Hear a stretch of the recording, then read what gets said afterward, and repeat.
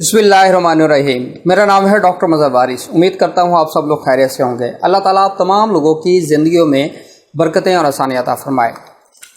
آج ہم شروع کریں گے اپنا منتھلی ہاروسکوپ جون 2021 میں سٹار کی پوزیشن کیا ہوگی۔ اس حوالے سے ہم دیکھیں گے کہ جون کے اندر جو سٹار کی پوزیشن ہے وہ بہت ہی چینج ہونے جا رہی ہے، اور اس کا ہر جو ہاروسکوپ ہے اس کے اوپر کیا اس کا ایفیکٹ ہوگا، اس کو دیکھیں گے۔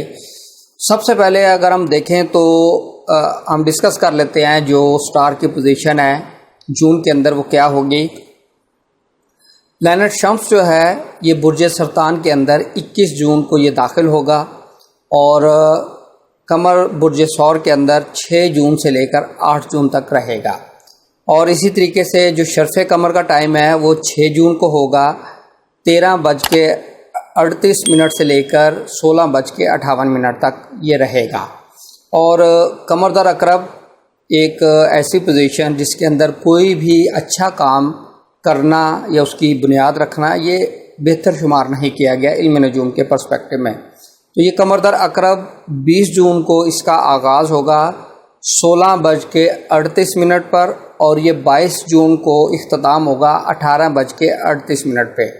تو اس ٹائم کے اندر خیال کیجیے گا شادی، نکاح، منگنی، بزنس، کوئی اچھا کام اس کی فاؤنڈیشن رکھنا یہ کسی طریقے سے اچھا شمار نہیں کیا گیا۔ اور عطارد جو ہے یہ 23 جون کو یہ برج جوزہ کے اندر ڈائریکٹ ہوگا، مستقیم ہوگا۔ ابھی جو ہے وہ مرکری عطارد جو ہے وہ ریٹروگریڈ ہوا ہے برج جوزہ میں، اور جو پلانٹ زہرہ ہے یہ برج سرطان کے اندر جو ہے وہ 3 جون کو داخل ہوگا، اور برج اسد کے اندر جو زہرہ ہے یہ 28 جون کو داخل ہوگا۔ اور اگر ہم مریخ کی پوزیشن کی بات کریں تو مریخ جو ہے وہ اپنے حبوط سے نکل کر اچھی پوزیشن یعنی اوج کی پوزیشن میں آئے گا، 12 جون کو برج اسد کے اندر داخل ہوگا۔ اور سب سے امپورٹنٹ جو چیز ہے کہ جو جوپیٹر ہے وہ ریٹروگریڈ ہوگا 21 جون کو برج حوت کے اندر، اور سورج گرہن ہوگا 10 جون کو برج جوزہ کے اندر۔ اور جو تثلیث ہے مشتری ٹرائن کرے گا زہرہ کو، یہ بہت امپورٹنٹ محبت کے عملیات کے حوالے سے، شادی کے حوالے سے، لو افیئر کے حوالے سے یہ ٹائم بہت اچھا ہوتا ہے۔ تو یہ 3 جون سے سٹارٹ ہوگا اور 4 جون تک رہے گا۔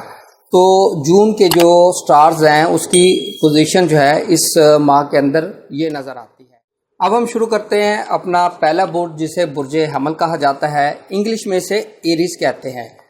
ایسے افراد جو 21 مارچ سے 19 اپریل کے دوران پیدا ہوتے ہیں ان کا تعلق برج حمل سے ہوتا ہے، اور آپ ان تمام پریڈکشن کو اپنے اسینڈنٹ کے مطابق پڑھیں گے۔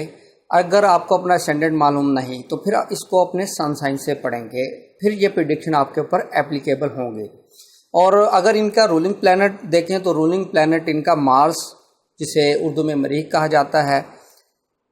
لکی کلر ان کا ریڈ ہوتا ہے، اور لکی نمبر کی بات کریں تو لکی نمبر ان کا 9 ہوتا ہے۔ اور اگر لکی سٹون کی بات کریں تو سرخ عقیق ان کے لیے جو ہے وہ لکی سٹون مانا گیا ہے۔ اور لکی ڈے کی اگر ہم بات کریں تو لکی ڈے ان کا ٹیوزڈے کا دن ہے۔ تو اب ہم دیکھتے ہیں کہ جون کے اندر ان کے سٹار کی پوزیشن کیا ہے۔ سب سے پہلے اگر ہم دیکھیں ان کا اسینڈنٹ لارڈ جو مارس ہے، مارس کی جو پوزیشن ہے وہ برج سرطان کے اندر انتہائی ویک ہوتی ہے، اسے حبوط میں شمار کیا گیا ہے۔ اور یہاں پر برج حمل والے افراد کے لیے گھریلو طور پر جو ماحول ہے وہ شدید ٹینشن کا ماحول بنا ہوا ہے، والدہ کی ہیلتھ یا کسی بھی حوالے سے گھر کے اندر تناؤ کا ماحول، جس کی وجہ سے یہ بہت زیادہ ذہنی ڈپریشن کا شکار نظر آتے ہیں۔ تو اس حوالے سے ان کے لیے جو چیز بہت اچھی ہے وہ 12 جون کو جو ان کا اسینڈنٹ لارڈ ہے وہ 5th ہاؤس میں آئے گا، اور ان کی ہیلتھ کے حوالے سے، ڈپریشن کے حوالے سے، امپورٹنٹ پروجیکٹس کے حوالے سے یہ ٹائم پیریڈ بہت اچھا ہوگا۔ 12 جون سے ان کا ٹائم پیریڈ بہتر ہونے جا رہا ہے۔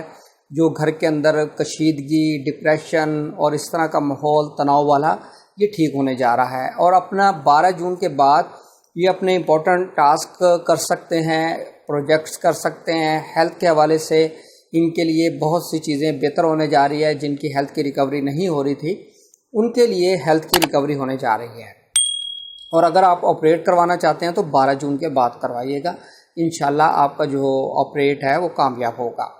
اور اب ہم اگر ان کی فائنینشیل پوزیشن کو دیکھیں تو ان کے ہاروسکوپ کے اندر جو پلانٹ وینس ہے، پلانٹ وینس جو ہے یہ 3 جون کو ان کے 4th ہاؤس میں آئے گا.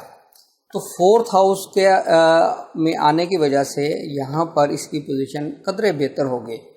اور آپ کے گھریلو معاملات، آپ کی لگژری لائف، آپ کی کنوینس، آپ کی پراپرٹی کے میٹرز، یہ تمام چیزیں بہتر کی طرف جائیں گی. اگر اس حوالے سے کوئی ڈسپیوٹ چل رہا ہے تو آپ کا ڈسپیوٹ حل ہوتا ہوا نظر آ رہا ہے اس حوالے سے. اور اگر اس میں مزید ہم دیکھیں تو پھر ان کے جو 28 جون کو جو ہے وہ برج اسد کے اندر جو زہرہ ہے داخل ہوگا.